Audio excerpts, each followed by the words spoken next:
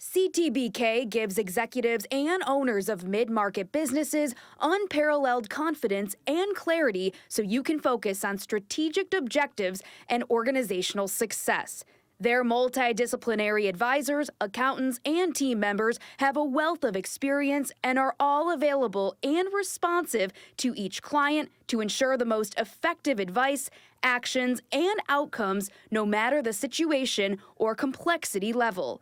That experience base and one-team approach, combined with integrated and efficient way of operating, enable them to be truly proactive partners, doing the best thing for their client every time. Visit ctbk.com or call 716-630-2400 to learn how CTBK can work for you. Who's in the NFL here? You? You? How about you, Tim? You, Tim.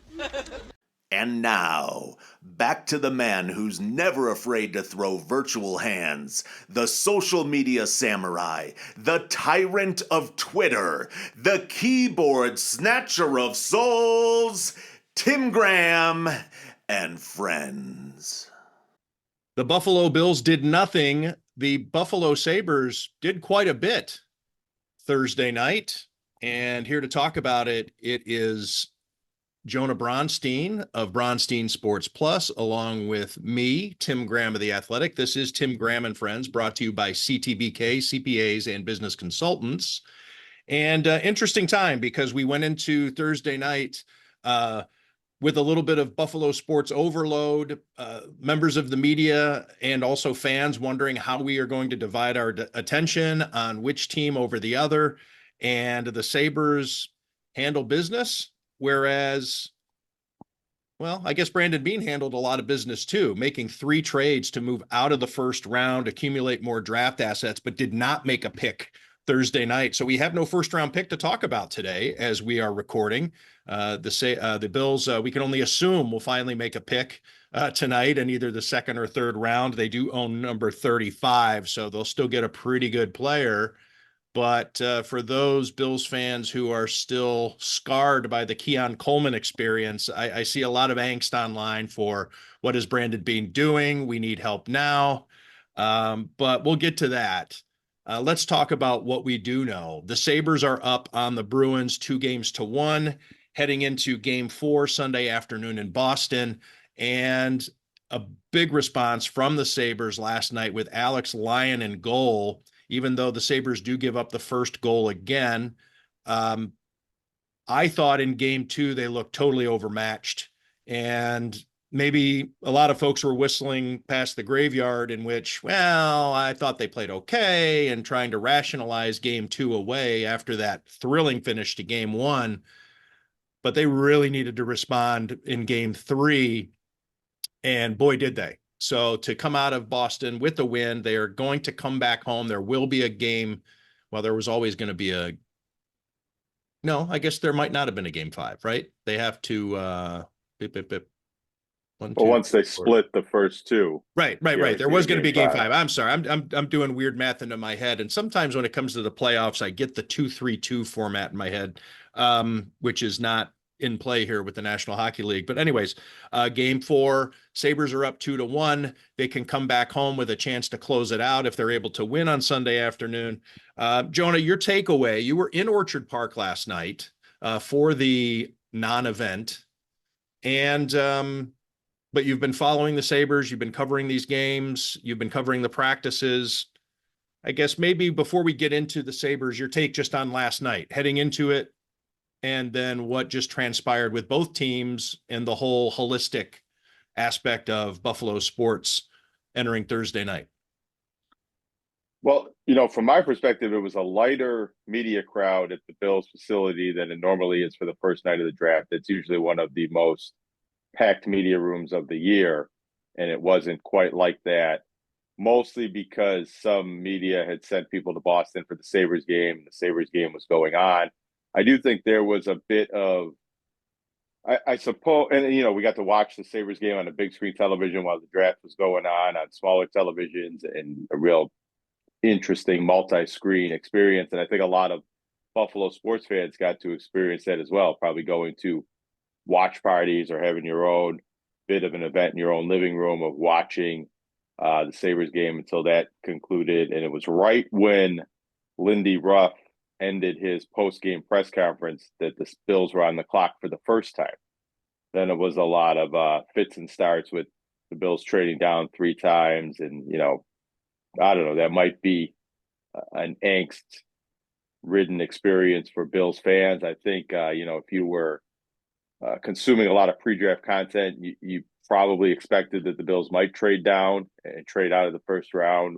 Was a scenario that made a lot of sense for the Bills. If you're having, as you mentioned, PTSD from 2 years ago with Keon Coleman and the players they passed up or missed on the opportunity to draft at that point in time. But it probably was a fun night at the bar, right? Watching both. Hey, where are we in the draft? Getting into the Sabres game. The Sabres got up a bit comfortably in the third to where you can maybe take a look at the draft, what's going on there. I don't know. I bet you though, as a sports fan, if you're out for the night wanting to make an evening of it with your boys or the girls, that a little anticlimactic to go in there and think you're going to have a player to talk about on top of it for your football team and have to wait another night. Yeah, I felt like this has been an anticlimactic, or it feels like the least important Bills draft in a very long time. I think there's maybe been other ones where they didn't have a first round pick and weren't picking on the first night and weren't really involved until the second night when it was maybe less important than this. But I think some of that is the hype over the Sabres. And then when you're watching a playoff game with real stakes going on at the same time as this, the draft is an event, but from a competitive standpoint, it's a non-competitive event. I mean, it gets covered and treated as ways as if there's a scoring system and you can win the draft with some sort of draft value points or hitting all the picks in each and every round or various things like that. But it's really not like that. It's a selection event of adding different players to your team. And then, it's months and months before any of those players are on the field and years before a lot of these rookies make their full impact. But oftentimes, especially in Buffalo, when it's, the hockey season's over at this point in April and the draft becomes the big sporting event to get excited about and prepare your mind and your spirit and your soul for what's going to happen. All of that combined with the fact that I don't know, I don't really know how to explain this in a way, but it just didn't feel like this was a draft where the Bills had a pressing need and the ability to fill that need in the first round. And like this first round pick really was going to be important. I didn't get to read your story, but I did see that you wrote in The Athletic that this is a very important draft for Brandon Beane. Yeah, and I I'm think not sure. I guess maybe I should have read what you wrote, but I'm not sure I see that. It doesn't feel as important as some other drafts have. Well, I think that it's important, and where the Sabres are overshadowing and to the benefit of the Bills for this draft, taking some of the pressure off, is it's the entire organizational expectation that is placed on them by Terry Pegula and Brandon Beane by replacing Sean McDermott with Joe Brady. And although Terry Pegula did go out of his way eventually when asked if this is win now, Super Bowl or bust, at that disastrous news conference, and he said, no, I'm not going to put those expectations or stressors on Joe Brady on the new coach. Joe Brady hadn't been hired yet. So I'm paraphrasing. That the expectation is there to at least match what Sean McDermott did, or I think fans are going to view this as a failure in 2026. Why did we make this move if not to get better? Didn't we just waste yet another season of Josh Allen's prime? And so I think to that regard, and the reason why I think it's an important off season and the draft is a significant part of your off season, the problem being is that this draft is weak. And so to lean into this draft as saying we got to find somebody to help Joe Brady, to help Josh Allen, to get over the proverbial playoff wall, as Terry Pegula put it, was probably not going to happen. But that doesn't lessen really the expectations of the Bills needing to win now. So it's all kind of baked into the casserole. And I think that plays into the agita of Bills fans when they see Brandon Beane trading back away from prime players. Even though this is considered a weak draft class, the the tendency for any sports fan to look at this and say the further back you trade, no matter how many more draft picks you accumulate, your chances of getting a solid let's say a game changer decrease exponentially. You take a look at the draft value chart and see how big, how juicy those picks are towards the front of the draft, and they wane quite a bit. And so, yeah, you're picking more players. You have more scratch-off tickets. I know we like to use that analogy, but the chances of winning in the small print on the back of these scratch-off tickets keeps getting longer and longer. So I think that it was just kind of more of an expectations point with my my story that I wrote about Brandon Beane. And, this guy is due for something to happen. I mean, he's had a lot of kicks at the can in the draft, and I just think that they're living on Josh Allen. And I use the metaphor of, Houdini, which is what Terry Pagula called Brandon Beane at that news conference when he was asked why Sean McDermott gets to go and Brandon Beane gets more power. Terry Pagula's answer was what he did to get Josh Allen, the Houdini, that all the maneuvers that he made to get Josh Allen. Well, who's been his next trick? There hasn't been a follow-up. There has not been an encore to Josh Allen of 8 years ago. So granted, this is not the year necessarily for it, but he's had several chances to do it. Other general managers are doing pretty dynamic things in the draft. Howie Roseman trades up to get the receiver that he wanted. The Chiefs have early draft picks. The Rams, agree or disagree, the Rams trade up to get a quarterback. The Chiefs traded up.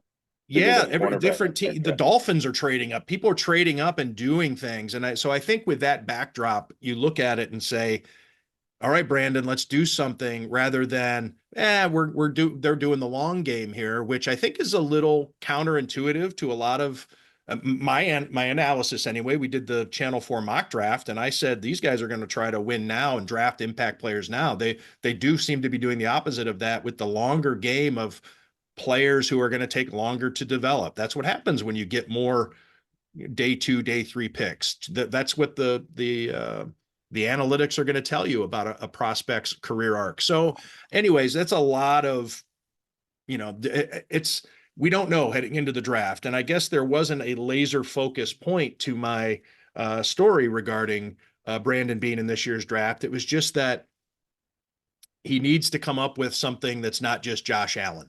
Houdini did not have one trick his entire career. Yes, he escaped from the water jugs, and then he had the Chinese water torture thing, but in different variations. But he had a bunch of tricks. David Copperfield has a bunch of tricks. Chris Angel and any guy. Nobody. I mean, right now he's Gallagher, and that's not really of a magician. That's a prop comic. He keeps bringing out the watermelon and smashing it with the hammer. And saying, hey, look at this. Isn't this great? We're going to smash bring out the watermelon. How about some more bits? How about some more tricks? Well, I think overall, I disagree with the premise for any team, especially a team in the Bills position, picking later in the first round and having a pretty well-formed roster and a general manager that's been here building the roster for many, many years, a quarterback in the middle of his prime. I think it's a fool's errand to think you could win the Super Bowl in the 2026 season by the selection you make in the first round of the 2026 draft. And we've seen that with recent Bills history. Maxwell Harrison was really supposed to slot in as that starting cornerback and be a very important piece of the defense. But because of injuries and Tre'Davious White's resurgence, he was a fifth player. Go back, there was a great stat I saw. I'll bring it up here. And I'm going to alter maybe your thought. And my apologies for who posted this. I don't have your name here, but I saw it on Twitter. I'll try to get you some credit.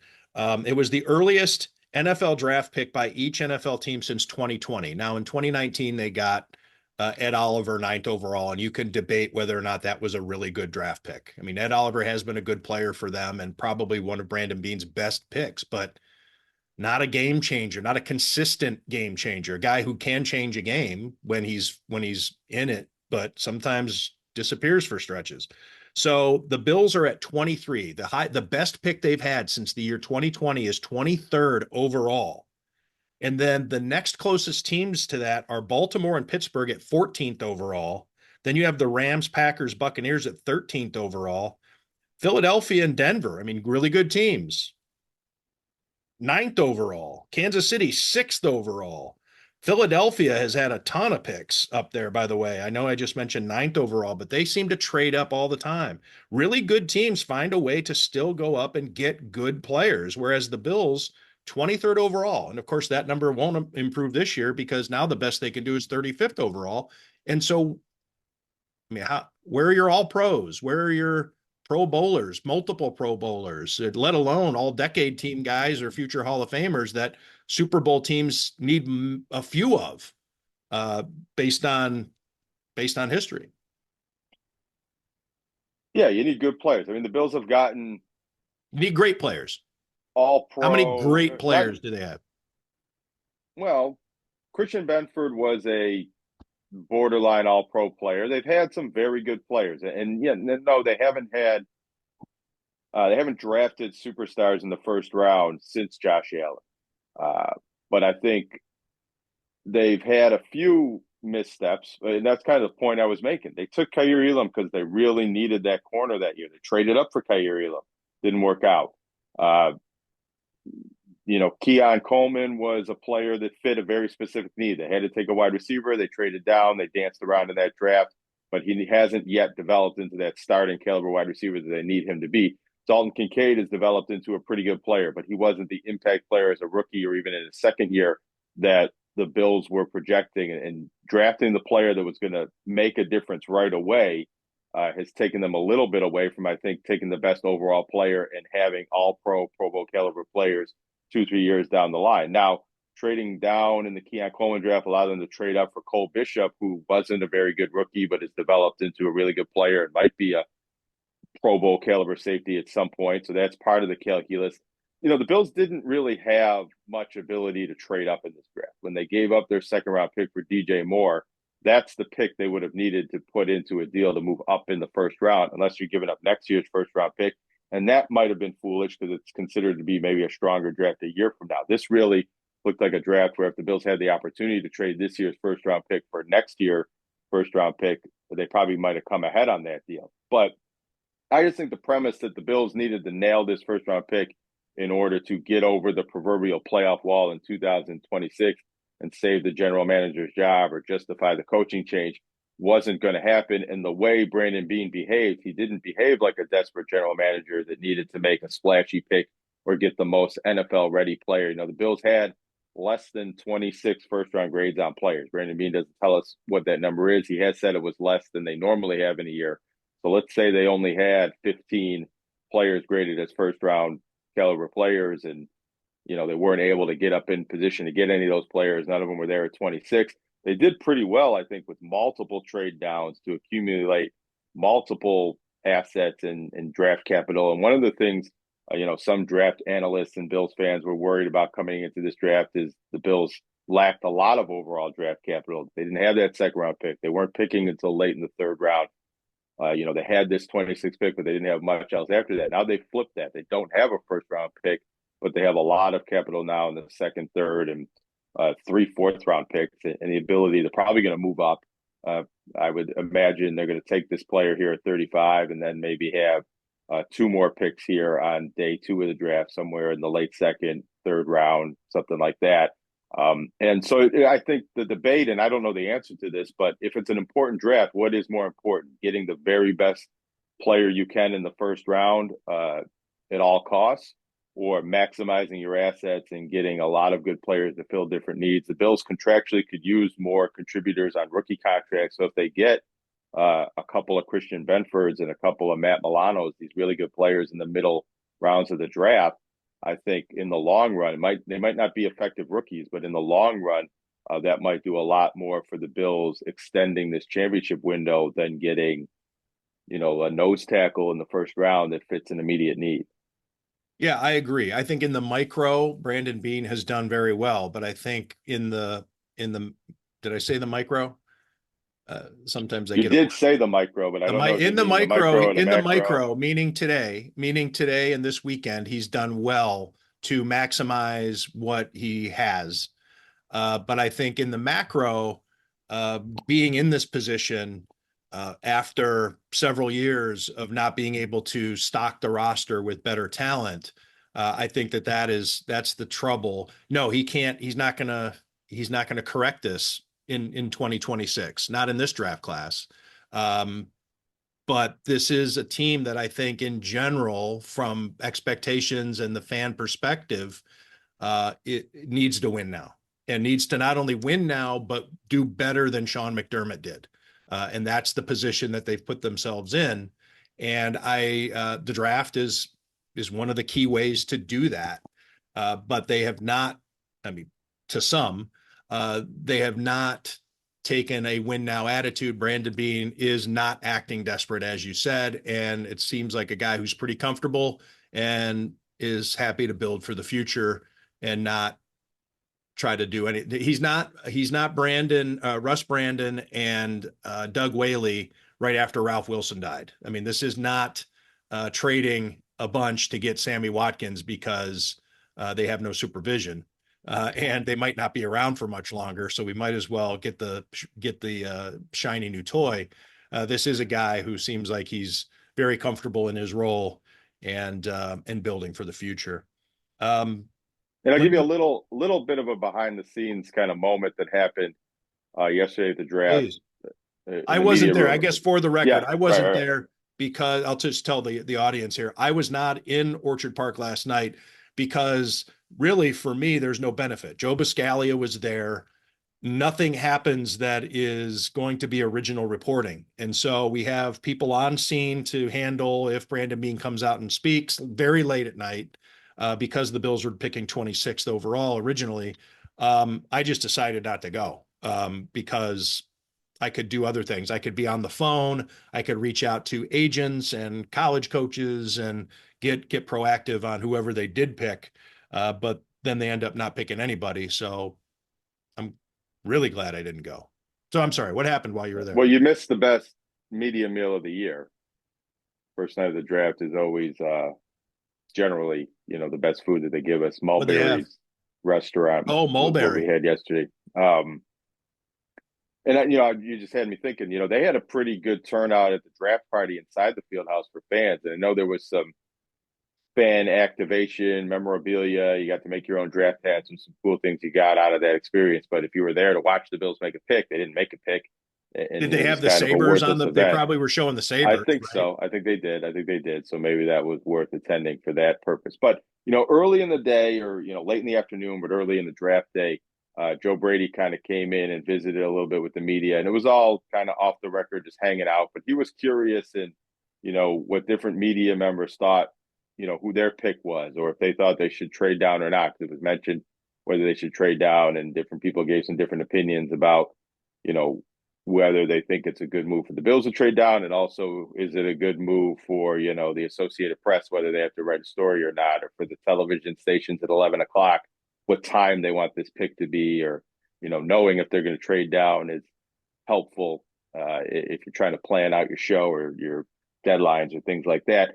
But the impression I got, and again, this is very off the record and just casual conversation, but Joe Brady seemed very nonchalant about what was going to happen. They trusted Brandon Beane to either make the pick or trade down or whatever position that Brandon Beane thought was worth it.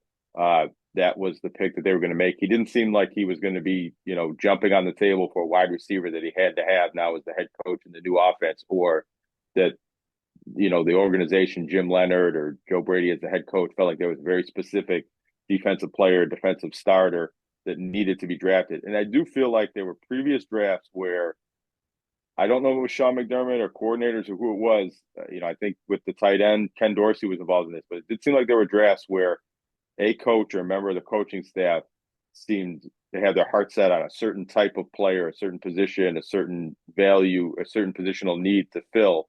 And it does feel like, Joe Brady trusted Brandon Beane to just make the right pick, regardless of the position or the need or the round of the draft. and that nobody really feels desperate to nail this pick in order to preserve their job or have the result in 2026 that's going to justify front office moves that were made in the past few months or things like that. It doesn't necessarily mean that's not the case, but that was the impression I got from that off the record, interaction. Another thing that happened or didn't happen, Brandon Beane didn't speak last night. When they traded out of the first round 2 years ago and eventually took Keon Coleman at the top of the second round, Brandon Beane did come out and answer questions about specifically making that trade with the Kansas City Chiefs and allowing the Chiefs to draft Xavier Woods. And, he gave his opinion on why he wasn't worried about that and answered some other questions about, I don't remember what all the questions were, but about the first round not taking a player. Obviously, no scar tissue there because he traded with the New England Patriots. Right. Well, but I'm just curious, and we don't know, and you weren't there, so I don't know if you know, but maybe why he was willing to speak and address the public and the media and take questions after that scenario 2 years ago, but maybe it was just timing and not feeling like it, and maybe he was still on the phone with general managers talking about possibilities for the next day or agents, but it was.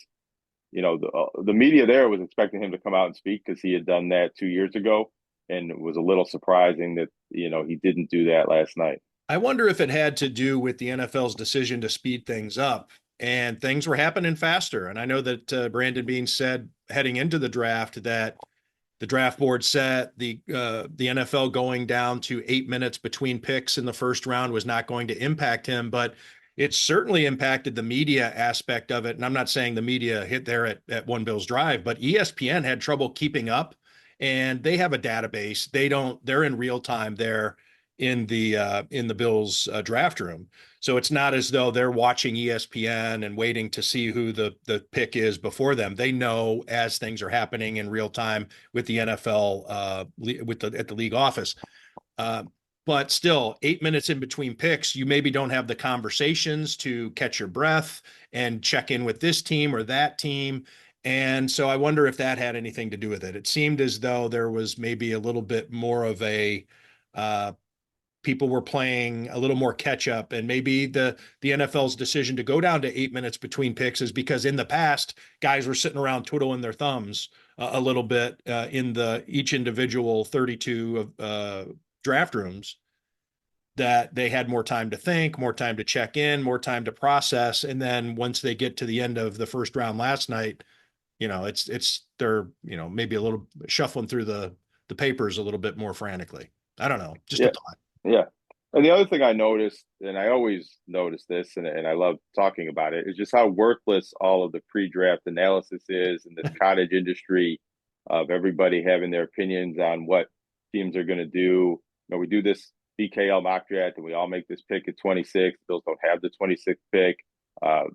Even the mock drafts have started incorporating more trades that I've seen over the years, but they don't get all of the trades and all the permutations. So, well, the Ty Simpson discussion alone, the rhetoric on Ty Simpson is like, wow, our team's going to trade up into the first round to get that quarterback. And the Rams just totally blew it out of the water at pick 13. Right. And I think a lot of analysts then, myself, I'm talking with different guys because, I'm texting with a lot of people I know and coaches, former, dudes, former scouts, people who I trust who are just watching. And when Simpson, when he got selected by the Rams at 13, a lot of the discussion was, well, there goes the Bills' ability to trade out of the first round because that was considered the big mover. Like if a team wanted to move out of the first round into the second, that a team really interested in Simpson would be the way to go. And once he went 13, then it's like, wow, geez. And it seemed to do the opposite. There were more trades. So all the discussion about trades are going to be tough. Who's going to want to move into the first round? Nobody's going to want to give up their draft capital to move up from 31 to 26 or whatever, however that was. And it was the opposite. It was a flurry of picks that allowed Brandon Beane to make a flurry of trades, I should say, that allowed Brandon Beane to make 3 of them. And he might make more. He might not even draft 35th overall. He might accumulate even more draft picks, to which I say, how many of these guys can make the roster? At some point, you got to start drafting players because you need you need roster spots for these guys to stick. But Yeah, I'd imagine at the end of the draft, they'll have drafted 6 or 7 players. So even if they trade down for more picks, they will end up trading up, packaging some of those picks for other positioning or trading picks away for future picks and things like that. I don't think they're going to end up bringing, well, they're going to bring more than 7 rookies to camp, but I don't think they're going to bring more than 7 draft picks to training camp, I would imagine. But you did kind of make the point that I was going to make about Ty Simpson being the player that on the mock draft where the Bills traded down was going 26, or there was talk that the offensive tackle run, the timing of it would influence the, value of the Bills 26 pick for some teams trying to trade back into that spot and the Bills not necessarily needing one of these offensive tackles. Then when they got to around 24, 25, 26, chatter in the media room from some of these people to just spend all spring long studying the draft and projecting, they were saying, there was a lot of talk that there were a lot of players left on the board that they didn't think would be there, and that the Bills should keep this pick. That, certain, I'm not going to name names, but certain people saying, I was all for trading down, but now I think, some of the people tweeted this themselves, but now I think they should make the pick because so-and-so is available on the board, and the Bills just didn't decide to do that. And then they went down 3 more times and never really thought the player they really wanted was there. And it seemed like the Bills did not want to draft a player late in the first round, that they were adamant about trading down and getting as much as they could for punting on the opportunity to take a first-round player this year. And another thing that Joe Brady said, kind of as an offhand comment, and I think he said this on the record, in his address earlier, is that just kind of mentioning how different the media analysis of these players are than what the football teams themselves believe. And that, he was once in our position watching all the draft content and consuming mock drafts and believing that certain players were ranked certain ways. And then now that he's worked in the league and been in draft rooms for years and years, he sees that these boards and these lists are a lot different than what we see and the big boards and the top 100s and things like that. And we're only seeing more and more of this draft analysis. It's just, I get it. I understand why it's entertaining. And, teams don't tell us what their draft boards are, so you have to go by what's publicly available. But, I think there's too much stock put into them as to where these players are slotted and, who wins and loses the draft based on different lists. And then a lot has to do with fit and development and what these players do after they get drafted. You can have the guy who rates out as the second best wide receiver, but if he doesn't project properly, he's not the second best draft pick at that position, or so on and so forth. So, the pre-draft, mock draft, draft analysis business and how personalized it gets for some of these analysis makes me roll my eyes and look forward to day 4 of the NFL draft. how about game 4 of the Bruins Sabres series, which will happen Sunday afternoon in Boston? Who was the star last night? Was it Alex Lyon or Noah Ostlund, or do you have a different pick, Jonah? I mean, I would go with Alex Lyon. I think that's what's really changed this series in the Sabres' favor. Ukko-Pekka won one of the games, but his save percentage wasn't very good in game 1. And overall for the 2 games, it was, 81 or 82%. That's not nearly good enough. Got pulled in the third period. Seemed shakier and shakier the more goals that were going in, including that fluky goal from center ice. And Ukko-Pekka has been an excellent goaltender for the Sabres most of this season and a lot of the past 3 seasons, but he has been inconsistent. He has been streaky. He does seem to go into funk sometimes, especially on the road. And even though I do think he's the Sabres' best goaltender, I don't think he's their most reliable goaltender. And Alex Lyon's been more reliable this season. He did have a bit of a slump late in the season and dealt with a bit of an injury going into the playoffs. But yesterday he looked healthy and dialed in. I think the Sabres got a boost from having him in the net, some confidence. He has a leadership role on this team that is maybe a little uncommon for a backup goaltender in his first year in the dressing room. But trash talking other players, trash talking fans behind the glass. And he's just after the penalty shot, after he stopped Victor Arvidsson on the penalty shot, he's got his mask off and he's like, shh. I mean, he's jawing with a fan, but in kind of a calm way. I mean, you never see a goaltender break concentration like that. I mean, he's just kind of like, yeah, I'm out here playing goalie in the National fucking Hockey League. Yeah, big deal. You know, I'm going to take a sip of water here and we're going to get back at it after the commercial break. It's Yeah, and that the was a big attitude's impressive. momentum shift in that game. Maybe more so deflating the Bruins than railing the Sabres. But that is kind of when the game changed, because as well as the Sabres played last night and the result that they got, they were down for about half of the game and didn't take the lead until early in the third period, and it didn't feel like they were necessarily winning that game until they took control of that game. It wasn't something that they came out and dominated the first period. More and more power plays where they couldn't score, which is becoming very frustrating for the fans. And I think Ooh, the what are they team at, itself, by the way, Jonah? How many in a row? 30 something?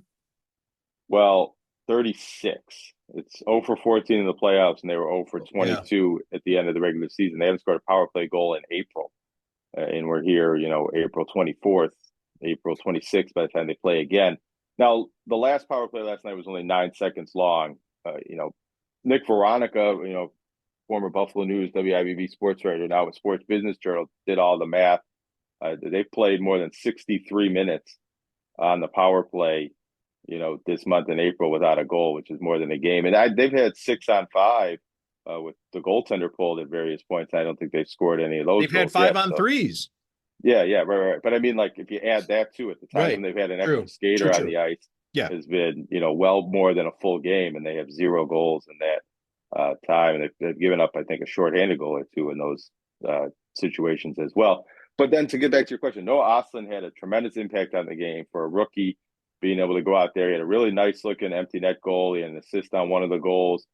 He filled in for Josh Norris. That empty net goal was not a gimme. That was a great play in which he skated down. The puck was about to go over the red line.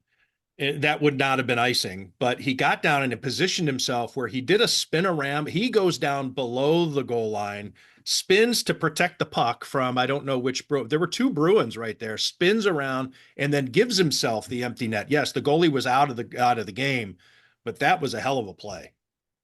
Yeah, he's only the 4th Sabres rookie to have 2 points in his NHL playoff debut. Didn't seem afraid of the moment. Made up for not having Josh Norris, which earlier in the season, the Sabres really seemed to struggle without him in the lineup. With his more recent injuries, the Sabres have seemed to find ways to play without him, and Austin's been a big part of that. And also, it's interesting.